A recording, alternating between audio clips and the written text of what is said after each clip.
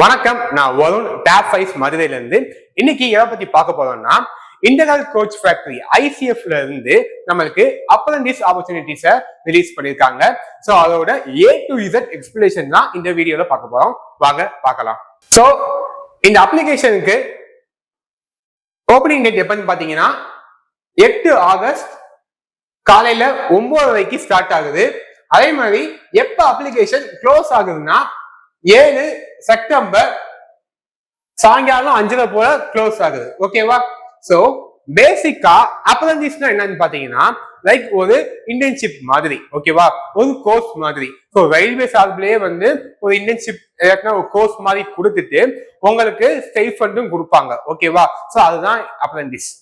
So அதுக்கு எவ்வளவு vacancy விட்டுருக்காங்கன்னு பாத்தீங்கன்னா ஃப்ரெஷர் கேட்டகரிக்கு ஒரு 320 வேகன்சிஸ் விட்டுருக்காங்க. பிளஸ் இந்த 5 சேர்த்து ஒரு 330 வேகன்சிஸ் விட்டுருக்காங்க. அதே மாதிரி XIT அப்படின்னா என்னன்னு பாத்தீங்கன்னா ஃப்ரெஷர்ஸ்னா வெறும் 10th முடிச்சுட்டு வேற எந்த டிகிரியோ இல்ல டிப்ளமோவோ பண்ணாம இருக்கணும், வெறும் 10th மட்டும் தான் படிச்சிருக்கணும். ஸோ அவங்க தான் ஃப்ரெஷர்ஸ் கீழே வருவாங்க. ஓகேவா? இதே இது XITIனா ஐடிஐ முடிச்சவங்க XIIT கணக்குல வருவாங்க. சோ அவங்களுக்கு எவ்வளவு வேகன்சி பாத்தீங்கன்னா 670 வேகன்சி. ஓகேவா? இதுல ரொம்ப முக்கியமான விஷயம் என்னன்னு பாத்தீங்கன்னா டிகிரி, டிப்ளமோ, இன்ஜினியரிங் இல்லாட்டினா வேற ஏதாச்சும் கோர்ஸ் முடிச்சிருக்கவங்க இந்த அப்ரண்டிஸ் ப்ரோக்ராம அட்டென்ட் பண்ண முடியாது.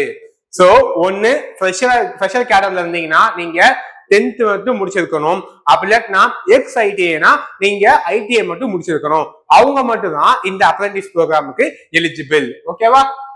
சரி, இதுக்கான குவாலிஃபிகேஷன் என்னன்னு பார்க்கலாமா?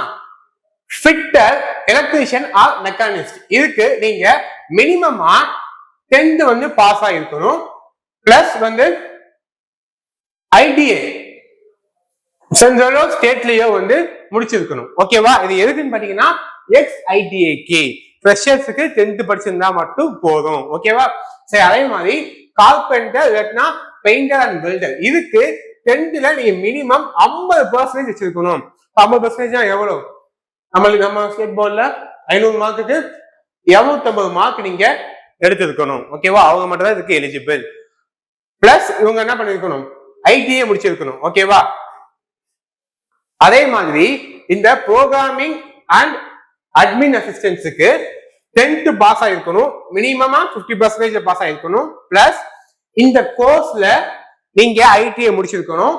R information technology R computer operator இல்லாட்டினா ப்ரோக்ராமிங் அசிஸ்டன்ட் ஆர் டேட்டாபேஸ் சிஸ்டத்துல இல்ல சாஃப்ட்வேர் டெஸ்டிங் அசிஸ்டன்ட்ல இதுல ஏதாச்சும் ஒண்ணுல நீங்க ITI முடிச்சிருக்கணும். ஸோ எதுக்கு? XITI வேகன்சிக்காக. ஓகேவா? ஃப்ரெஷருக்கு ஃபிட்டர்,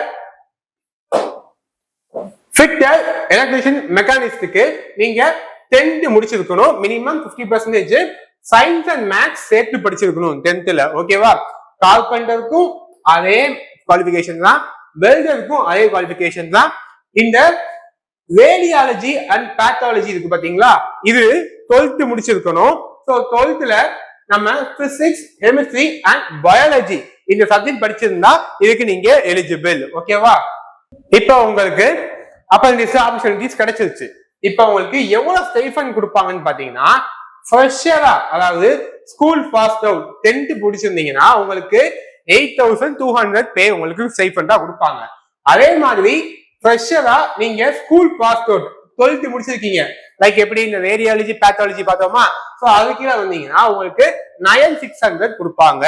அதே மாதிரி XITIக்கு உங்களுக்கு 9600 rupees ஸ்டைஃபண்டா கொடுக்குறாங்க. ஓகேவா? சரி சார், எப்படி அப்ளை பண்ணணும் அப்படின்னு கேட்டீங்கன்னா இந்த வெப்சைட்டுக்குள்ள போயிட்டு நீங்க அப்ளை பண்ணிக்கலாம். அண்ட் இதுக்கான ஃபீஸ் எப்படின்னு பாத்தீங்கன்னா OBC, UR, சோ இவங்களுக்கு எல்லாத்துக்குமே ₹100 பேமெண்டா இருக்கு. SC, ST and PWD and women's இவங்களுக்கு எல்லாத்துக்குமே ஃப்ரீ தான். ஓகேவா? அண்ட் இன்னொரு முக்கியமான விஷயம், நம்ம ரயில்வேஸ்ல நம்ம RRB ரெக்கமெண்ட் போர்ட்ல எக்ஸாம் நம்ம ஃபீஸ் பே பண்ணோம்னா நம்மளுக்கு ரீஃபண்ட் பண்ணுவாங்க. பட் ஆனா இங்க அப்படி இல்ல. ஒன்ஸ் 100 rupees நீங்க பே பண்ணிட்டீங்கன்னா அது பே பண்ணா ரீஃபண்ட் கிடைக்காது. ஓகேவா? ரொம்ப முக்கியமான விஷயம். சார் நான் அப்ரண்டிஸ் முடிச்சுட்டேன், எனக்கு முடிச்ச உடனே வேலை கிடைச்சதுமா ரயில்வேல அப்படின்னு கேட்டீங்கன்னா இல்ல.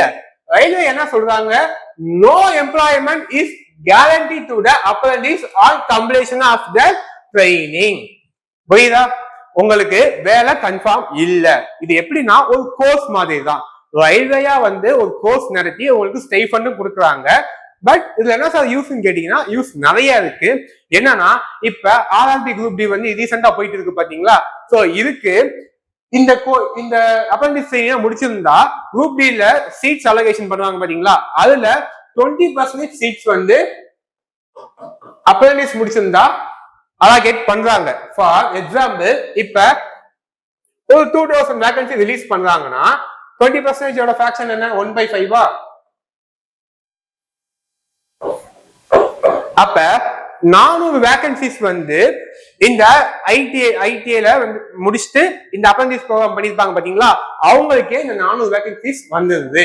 இன்னொரு விஷயம் என்னன்னு பாத்தீங்கன்னா, இந்த 400 வேகன்சில பிசிக்கல் எக்ஸாம் இல்ல, அதாவது பிஇடி இல்ல. 400 வேகன்சிக்கு மட்டும் பிஇடி இல்ல. நீங்க டைரக்டா எக்ஸாம் எழுதி கிளியர் பண்ணாலே போதும். அதுவும் எக்ஸாமோட கட் ஆஃப் வந்து எப்படி இருக்கும்னா ரொம்ப கம்மியா இருக்கும். ஃபார் எக்ஸாம்பிள் இந்த வருஷத்துல ஓபிசியோட கட் ஆஃப் எவ்வளவு பாத்தீங்கன்னா குரூப் டிக்கு 76, ஓகேவா? பட் சிசியோட கட் ஆஃப் எவ்வளவு இருக்குன்னா ஒரு 56 ஆர் 60 இந்த அளவுக்கு தான் இருக்கும். சோ நீங்க ஈஸியாவே வந்து குரூப் டி வேலை வாங்கிட்டு போயிடலாம். அதே மாதிரி தான் உங்களுக்கு டெக்னீஷியன் அண்ட் ஏஎல்பிலுமே சீட்ஸ் அலோகேஷன் பண்ணுவாங்க. ஃபார் எதுக்குன்னா இந்த அப்ரண்டிஸ் முடிச்சவங்களுக்கு, ஓகேவா? சோ அதனால இதை ஈஸியா எடுத்துக்காம இந்த ஆப்பர்ச்சுனிட்டிஸை பயன்படுத்தி எப்படியாச்சும் நம்ம ரயில்வேக்குள்ள தமிழ்நாடு பசங்க எல்லாமே போயிடணும், ஓகேவா? சோ உங்களுக்கு இந்த வீடியோ யூஸ்ஃபுல்லா இருக்குன்னு நினைக்கிறேன். சோ இந்த மாதிரி நிறைய யூஸ்ஃபுல் வீடியோஸ் பார்க்க டாப் 5 பேஜை ஃபாலோ பண்ணிக்கோங்க. தேங்க்யூ.